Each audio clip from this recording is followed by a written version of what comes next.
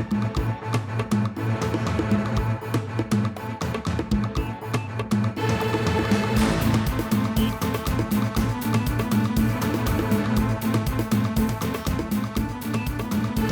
est 19h50, bienvenue dans ce journal. Dans les titres de l'actualité, la visite officielle du président angolais João Lourenço s'est poursuivie avec la visite ce vendredi de l'usine Semois pour comprendre le processus de transformation du cacao. L'ensemble des syndicats des agents de la Direction générale des impôts continuent de revendiquer le paiement d'une dette de plus de 37 millions de francs CFA qui leur est due pour leurs frais de santé, sans quoi ils entreront en grève. Et le président sortant américain Joe Biden face à son prédécesseur Donald Trump dans une première joute avant les présidentielles aux États-Unis, un débat qui a laissé perplexes les citoyens américains. Mesdames et messieurs, bonsoir. Après plusieurs accords signés avec la Côte d'Ivoire, le président angolais João Lourenço s'est rendu ce vendredi à Yopougon dans une usine de chocolat pour toucher du doigt le processus de transformation du cacao et s'inspirer du modèle ivoirien. Il était accompagné par le Premier ministre et le ministre d'État en charge de l'agriculture, Pierre Dipomélin, Fulgence Kissédou. 3 du séjour du président angolais Lourenço João en Côte d'Ivoire. Au programme, la visite de l'usine de chocolat à Yopougon. Le président angolais a fait toutes les étapes de la transformation depuis les fèves de cacao jusqu'au produit fini. Une visite guidée, ponctuée d'explications du directeur général de l'usine. Le président Lourenço João était accompagné du chef du gouvernement ivoirien, Robert Begré-Mambé, et du ministre Kobena Kwasi Adjoumani, en charge de l'agriculture, qui a dit l'engagement de la Côte d'Ivoire à transformer ses matières premières agricoles, notamment le cacao.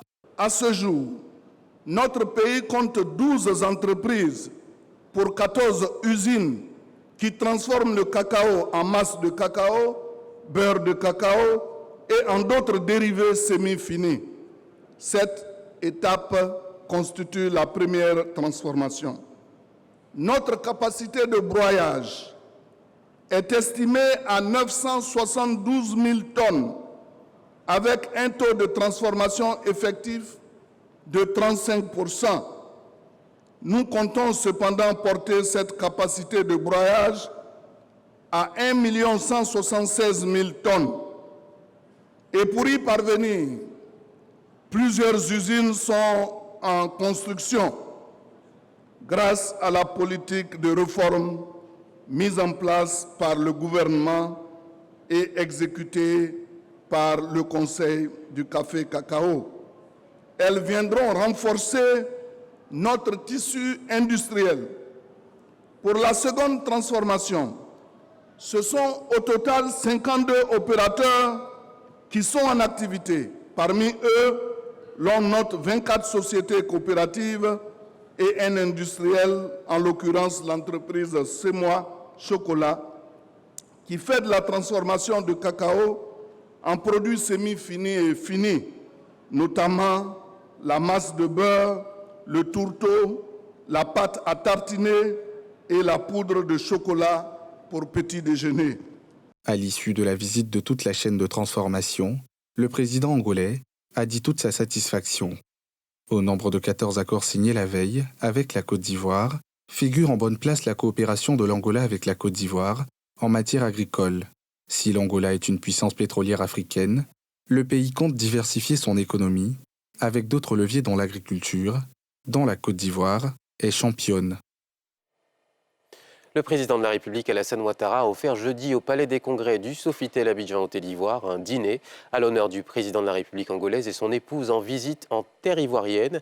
Une occasion pour les deux présidents de revenir sur l'état de leurs relations entre les deux pays ainsi que les perspectives qui s'ouvrent à eux pour le futur. Mardoché Kouassi, Fulgence Kissédou. C'est dans un palais des congrès de l'Hôtel Ivoire, aux couleurs de la culture ivoirienne et angolaise, que des invités de marque, notamment des ministres, des diplomates de haut niveau, mais surtout les chefs d'État ivoiriens et angolais et leurs épouses respectives, ont été conviés à prendre part au dîner offert par le président Alassane Ouattara à l'honneur de son homologue angolais et son épouse. Ils sont présents en terre ivoirienne dans le cadre d'une visite d'amitié et de travail de 72 heures. Une occasion saisie par le numéro 1 ivoirien pour saluer les avancées enregistrées dans les relations entre les deux États. Je me réjouis des avancées notables auxquelles nous sommes parvenus notamment dans des secteurs stratégiques comme l'énergie, les mines et l'agriculture, dans lesquels chacun de nos pays dispose d'avantages comparatifs importants que nous devons mutualiser et optimiser. Par ailleurs, je me félicite de l'organisation du Forum économique ivoiro-angolais qui permettra la connexion entre les milieux d'affaires ivoiriens et angolais. Toutes ces initiatives, ainsi que la signature de 14 nouveaux accords de coopération, contribueront, j'en suis convaincu, à rehausser le niveau de nos échanges, qui hélas est trop faible pour le moment. Le chef de l'État angolais, lui, a affiché sa détermination à œuvrer avec son homologue ivoirien à la redynamisation des activités de la commission mixte ivoiro-angolaise. Je suis venu en Côte d'Ivoire déterminé de travailler de manière coordonnée avec votre Excellence pour en faire qu'on puisse mettre les autorités compétentes ivoiriennes dans le sens de pouvoir travailler dans les cadres et faire la suite et la régularisation des activités de la commission mixte bilatérale dont la première session qui a été réalisée de manière incompréhensible seulement au mois d'avril de cette année, après 39 ans, la signature de l'accord général de coopération. Ce dîner a également été marqué par l'élévation du président João Lourenço à la dignité de Grand Croix de l'Ordre national. Son épouse, la première dame Ana Dias Lourenço, elle, a été faite commandeur de l'Ordre national. L'ensemble des syndicats des agents de la Direction générale des impôts s'engagent toujours à déclencher une grève s'ils estiment que leurs revendications ne sont pas entendues par leur direction.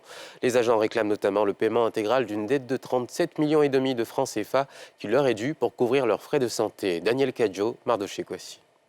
La grève est maintenue et nous sommes déterminés à aller jusqu'au bout. Devant des revendications qui semblent stagner, les syndicats de la Direction générale des impôts maintiennent leurs menaces de grève les 24, 25 et 26 juillet si celles-ci ne sont pas prises en compte par leur direction. On est passé de 2000 agents à 7000 agents. Aujourd'hui, dans les bureaux, vous trouvez des agents qui sont 5 sur un petit bureau. Les locaux ne suffisent plus. Mais comment voulez-vous qu'on travaille dans des conditions pour donner à l'État le meilleur de nous-mêmes? Les agents réclament également le règlement intégral d'une dette de 37,5 milliards de francs CFA qu'ils ont versé à la direction en guise de cotisation pour leur assurance santé. Un retard de paiement qui a aujourd'hui des conséquences puisque, selon eux, certaines cliniques et pharmacies refusent de les servir. La mauvaise gouvernance est allée jusqu'à ce qu'aujourd'hui, notre santé est attaquée. Mais on ne peut pas l'accepter. Nous avons une mutuelle à notre sein qui fonctionne sur la base de nos prélèvements. Et quand on constate que ces prélèvements ont perdu leur fluidité, entraînant pour les agents l'incapacité de se soigner et donc l'inaptitude à servir l'État en qualité de soldat de l'économie. Les syndicats réclament aussi la démission du directeur général de la régie financière ainsi qu'un processus plus fluide de nomination des employés. Contactée par l'équipe de reportage, la Direction générale des impôts n'a toujours pas donné de suite. Ces dernières semaines, la DGI a toutefois pris des mesures, comme le versement d'une avance de 5 milliards de francs CFA sur le total réclamé par les agents pour leur mutuelle de santé.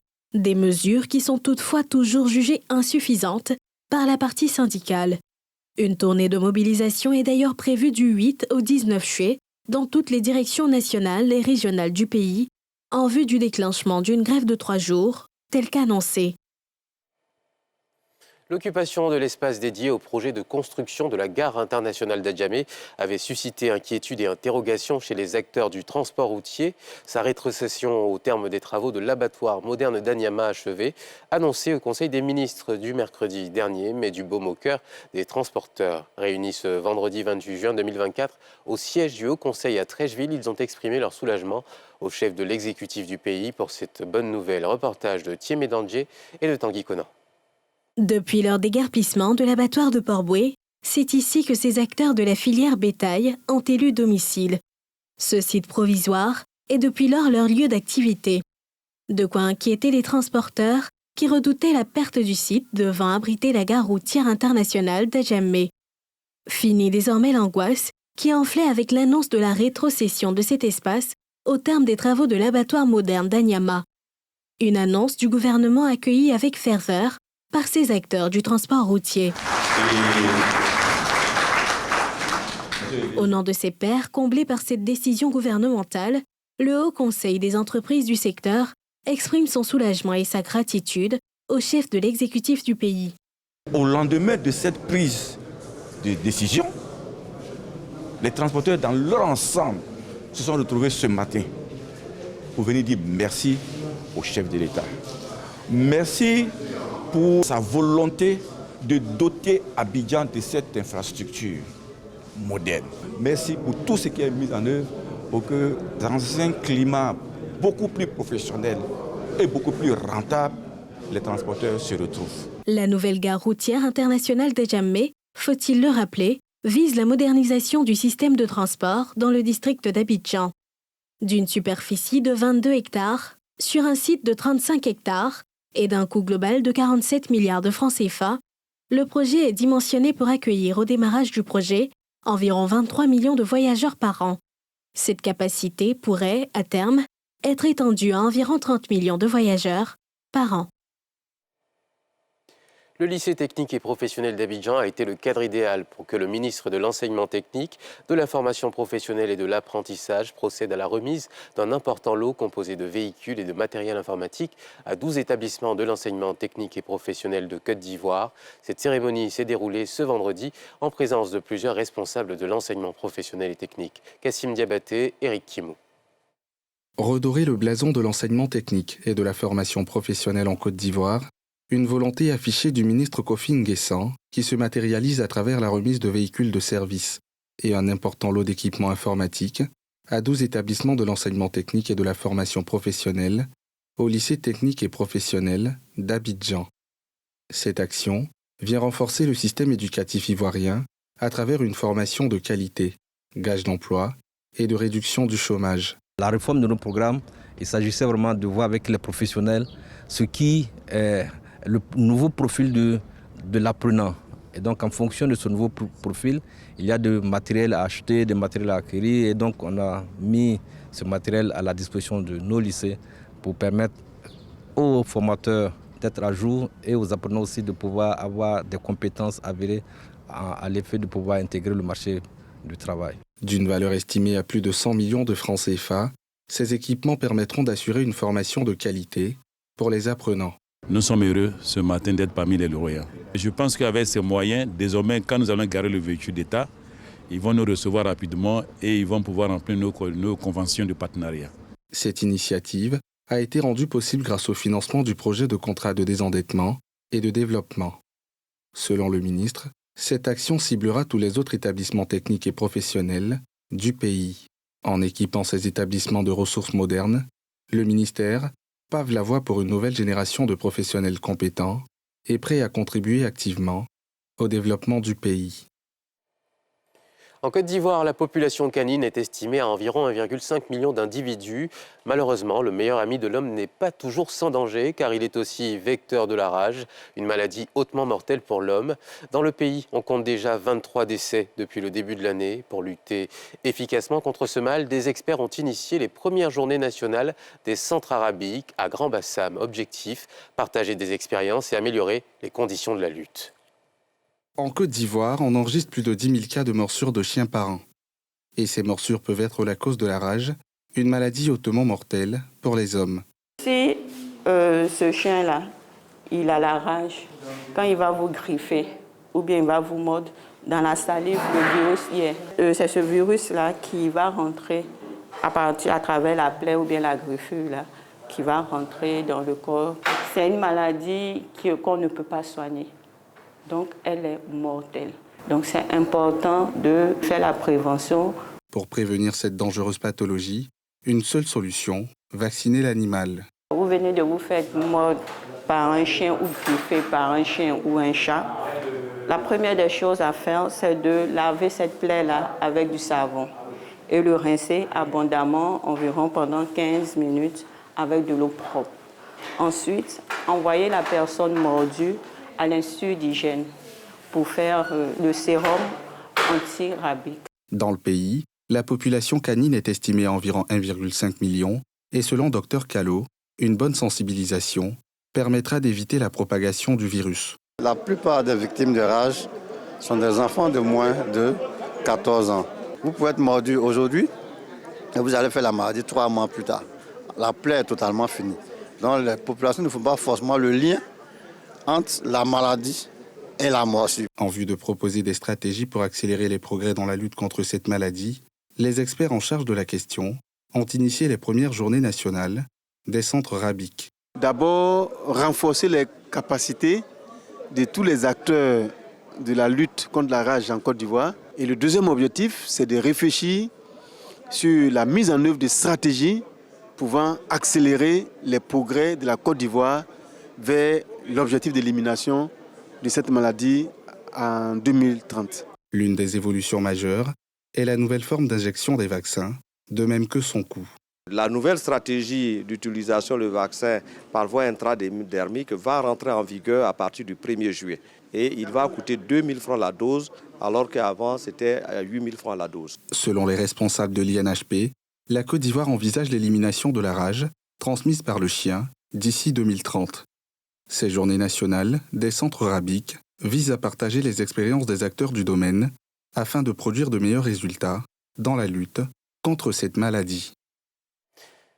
Des journées nationales des centres rabiques donc organisées à Grand-Bassam. Michael Jackson, toujours vivant dans le cœur de ses fans et particulièrement sa famille de Krinjabo. 15 ans après son décès, la fondation Jackson Family, accompagnée du sosie officiel de l'artiste, est en Côte d'Ivoire sur les traces des origines du roi de la pop. À cette occasion, un monument pour immortaliser l'artiste a vu le jour en présence du roi des 100 Nikema Moussa.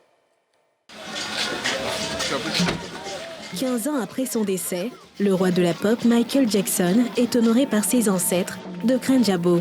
Son sosie, Wang Jackson, a été reçu dans la ferveur populaire. Pour immortaliser cette légende, un monument à son image. L'événement s'est déroulé en présence des responsables de la fondation Jackson Family et de la mutuelle des originaires de Krinjabo, sous le regard du roi des Saint-Louis.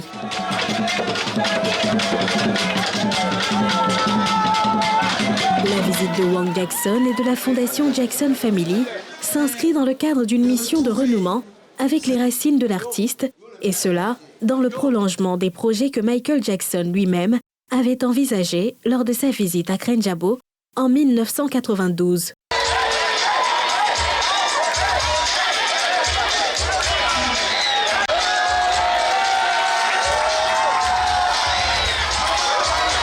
Avant cela, la délégation avait été reçue par le président du conseil régional du Sud Comoé, le docteur Eugène Akaouele.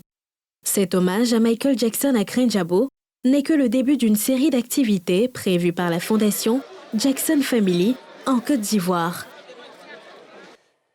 Le locataire de la Maison Blanche et son prédécesseur se sont affrontés hier jeudi dans un débat télévisé de 90 minutes. Un duel suivi par des millions de téléspectateurs à quelques mois de la présidentielle aux États-Unis d'Amérique. Réaction des New-Yorkais au lendemain de ce débat dans ce reportage de Pierre Dipomela.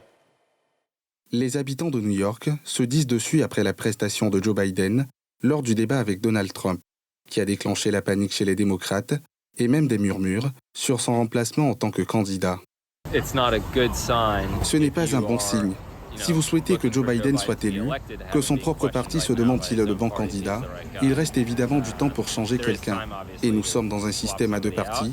Donc naturellement, je ne pense pas que cela change beaucoup la répartition des votes, mais cela pourrait inciter d'autres personnes à venir voter qui ne l'auraient pas fait autrement. J'ai vraiment été déçue. Vous savez, je m'attendais à plus de la part du président. Mais je ne sais pas s'il était un peu malade. Je ne pense pas qu'il ait eu la même énergie qu'avant.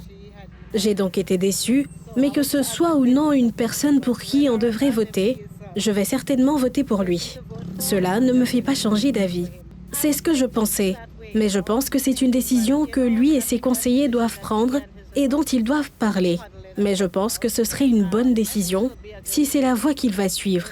Je pense qu'il devrait certainement envisager de siéger, mais je pense que c'est aux personnes les plus qualifiées de prendre les décisions. Pendant 90 minutes, Les deux prétendants à la Maison-Blanche ont été interrogés sur une multitude de sujets de campagne, de l'économie à l'avortement, en passant par les guerres en Ukraine et à Gaza. Mais les téléspectateurs, et parmi eux la poignée d'électeurs indécis, dont le vote sera décisif dans les États clés, attendaient Joe Biden, 81 ans, et Donald Trump, 78 ans, sur autre chose. Leur comportement, leur ton et leur cohérence sur la scène. Le premier n'a clairement pas été à la hauteur, le second brillant, uniquement par contraste. Et c'est la fin de ce journal. Merci de votre fidélité. Je vous souhaite de passer un excellent week-end sur les antennes de NCI.